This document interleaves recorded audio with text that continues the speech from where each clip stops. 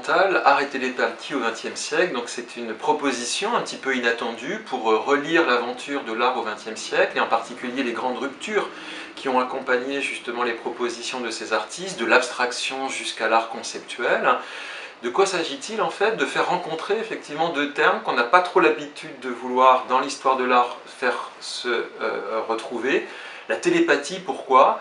La télépathie parce qu'elle correspond, en particulier à la fin du 19e et jusqu'à aujourd'hui bien sûr, elle est très présente d'ailleurs dans l'actualité des séries télévisées, des films d'anticipation.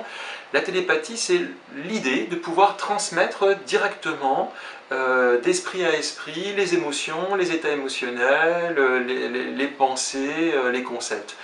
Et je crois qu'il est possible, c'est la proposition de cette exposition, de revisiter toute l'histoire de la modernité en peinture, de la fin du 19e, le symbolisme, les débuts de l'abstraction et autres, jusqu'à aujourd'hui, à partir de cette fascination qu'ont eu les artistes pour ce mode de transmission directe de la pensée et des émotions par l'œuvre, ou peut-être même quelquefois sans l'œuvre.